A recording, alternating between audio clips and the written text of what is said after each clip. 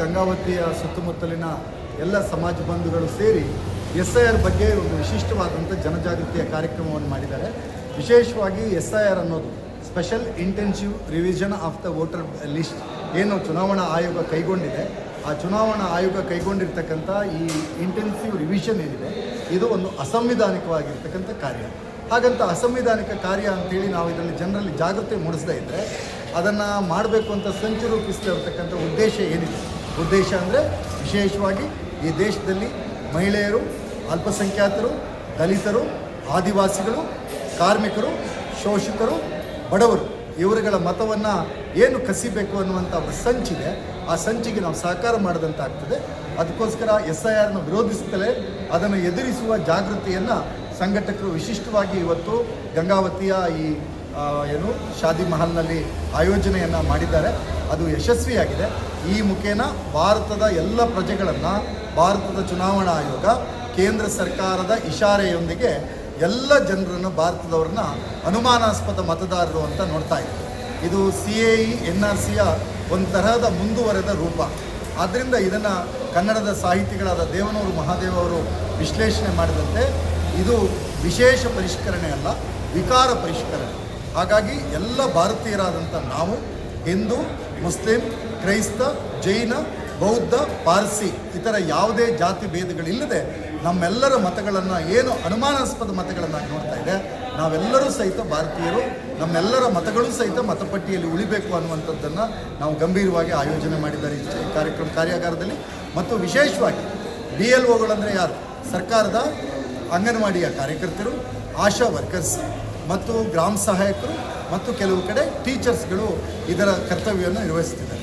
ಈ BLOಗಳಿಗೆ ರಾಜ್ಯದ ಚುನಾವಣಾ ಆಯೋಗ ಮ್ಯಾಪಿಂಗ್ ಮಾಡುವ ಪ್ರಕ್ರಿಯೆಯ ಬಗ್ಗೆ ಅಥವಾ ಮತಪಟ್ಟಿಯ ಪರಿಷ್ಕರಣೆಯ ಬಗ್ಗೆ ಏನು ಅವರು ಗಣತಿಗೆ ಹೊರಡ್ತಾ ಇದ್ದಾರೆ, ಆ ಗಣತಿಯ ಬಗ್ಗೆ ಯಾವುದೇ ರೀತಿಯ ಪರಿಪೂರ್ಣವಾದಂಥ ತರಬೇತಿಯನ್ನು ಕೊಟ್ಟಿಲ್ಲ. ಸರ್ಕಾರದ ರಜಕ್ಕೆ ಸಹಿತ ಆ್ಯಪಲ್ಲಿ ಅಪ್ಲೈ ಮಾಡೋದು ಹೇಗೆ ಅಂತ ಗೊತ್ತಿಲ್ಲದೆ ಇರತಕ್ಕಂಥ ನಮ್ಮ ತಾಯಂದ್ರ ಕೈಗೆ ಚುನಾವಣಾ ಆಯೋಗದ ಈ ಗಂಭೀರ ಕಾರ್ಯವನ್ನು ವಹಿಸಿರೋದ್ರಲ್ಲೇ ಹಲವಾರು ಎಡವಟ್ಟುಗಳಿದೆ. ಆದ್ದರಿಂದ ಮ್ಯಾಪಿಂಗ್ ಕಾರ್ಯ ಅಂತ ಈಗೇನು ಮುಗಿದಿದೆ ಅಥವಾ ರಾಜ್ಯದ ಅಧಿಕಾರಿಗಳು ಅಥವಾ ಚುನಾವಣಾ ಆಯೋಗ ಅದು 97% ಮುಗಿಸಿದ್ದೇವೆ ಅಂತ ಹೇಳ್ತಿದ್ದಾರೆ. ಆ 97% ಮುಗಿಸಿರ್ತಕ್ಕಂಥ ಅವ್ರ ಮ್ಯಾಪಿಂಗ್ ಕಾರ್ಯವೇ ಲೋಪದೋಷದ ಕೂತಿದೆ. 2025ರ ಮತಪಟ್ಟಿಯೊಂದಿಗೆ ಏನು 2002ರ ಮತಪಟ್ಟಿಯೊಂದಿಗೆ ಮ್ಯಾಪಿಂಗ್ ಮಾಡಿದ್ದಾರೆ, ಆ ಮ್ಯಾಪಿಂಗ್ ಮಾಡಿರ್ತಕ್ಕಂಥದ್ದೇ ಅವೈಜ್ಞಾನಿಕವಾಗಿದೆ. ಯಾಕಂದರೆ ಅದು ಮ್ಯಾಪಿಂಗು ಹೆಸರಿನ ಜೊತೆ ಆಗೋದಿಲ್ಲ, ಕೇವಲ ಸೀರಿಯಲ್ ನಂಬರ್, ಪಾರ್ಕ್ ನಂಬರ್ ಕೊಟ್ಟರೆ ಅದು ಸುಧೀರ್ ಕುಮಾರ್ ಮುರಳ್ಳಿ ಹೆಸರು ಗಣೇಶ್ ಮೂರ್ತಿ ಅನ್ನೋರ ಹೆಸರಿನ ಜೊತೆನೂ ಮ್ಯಾಪ್ ಆಗೋಕ್ಕೆ ಸಾಧ್ಯತೆ ಇದೆ. ಜೋಸೆಫ್ ಅವರ ಹೆಸರು ಮೊಹಮ್ಮದ್ ಅವರ ಹೆಸರು ಜೊತೆನೂ ಮ್ಯಾಪ್ ಆಗಲಿಕ್ಕೆ ಅವಕಾಶ ಇದೆ.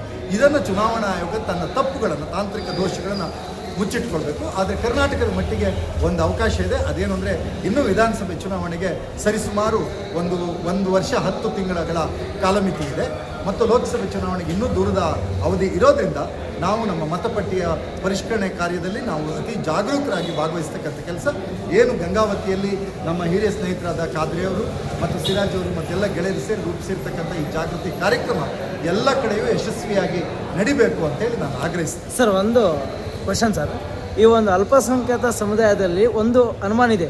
SIR ಅಂದರೆ ಇದು ಅಲ್ಪಸಂಖ್ಯಾತರಿಗೆ ಸೀಮಿತವಾದದ್ದ ಇಲ್ಲ ಎಲ್ಲ ಭಾರತೀಯರಿಗೆ ಸೀಮಿತವಾದದ್ದು? ನಾನು ನಿಮ್ಗೆ ಅದನ್ನೇ ಸ್ಪಷ್ಟಪಡಿಸಿದೆ. ಇನ್ನೊಂದ್ಸಲ ಇದು ನಮ್ಮ ದೌರ್ಭಾಗ್ಯ ಭಾರತದ ಆಳುವ ಸರ್ಕಾರದ ಇಶಾರೆಯೊಂದಿಗೆ ಭಾರತದ ಚುನಾವಣಾ ಆಯೋಗ ಭಾರತದಲ್ಲಿ ವಾಸ ಮಾಡ್ತಾ ಇರ್ತಕ್ಕಂಥ ಸಕಲ ದೇವರುಗಳನ್ನು ನಂಬಿಕೊಂಡು ಬಂದಿರತಕ್ಕಂಥ ಎಲ್ಲ ಧರ್ಮದ ಅನುಯಾಯಿಗಳನ್ನು ಹಿಂದೂ, ಮುಸ್ಲಿಂ, ಕ್ರೈಸ್ತ, ಜೈನ, ಪಾರ್ಸಿ ಎನ್ನುವ ಭೇದವಿಲ್ಲದೆ, ಗಂಡು ಹೆಣ್ಣು ಎನ್ನುವ ತೃತೀಯ ಲಿಂಗಿಗಳು ಎನ್ನುವ ತರತಮಗಳಿಲ್ಲದೆ, ಕೃಷಿಕ, ಕಾರ್ಮಿಕ, ರೈತ, ಬೆಳೆಗಾರ, ಆಟೋ ಚಾಲಕ, ಕಾರ್ಮಿಕ ಎನ್ನುವ ಭೇದ ಭಾವಗಳಿಲ್ಲದೆ ಇವರು ಒಗ್ಗೂಡಿಸಿದ್ದು ಒಂದೇ ವಿಚಾರದಲ್ಲಿ. ಅದೇನು ಅಂದರೆ ನೀವು ಈ ದೇಶದ ನಾಗರಿಕರು ಹೌದೋ ಅಲ್ವೋ ಮತ್ತು ಈ ದೇಶದ ಎಲ್ಲ ಅನುಮಾನಾಸ್ಪದ ಮತದಾರರು ಎನ್ನುವುದು ವರ್ಗೀಕರಿಸೋದ್ರಲ್ಲಿ ಮಾತ್ರ ಆಳುವ ಸರ್ಕಾರ ಅದಕ್ಕೆ ಸಾಥಿ ಮಾಡಿರ್ತಕ್ಕಂಥ ಚುನಾವಣಾ ಆಯೋಗ ಕಾರ್ಯ ಮಾಡಿದೆ ಅನ್ನುವಂಥದ್ದನ್ನು ಹೇಳ್ತೀವಿ.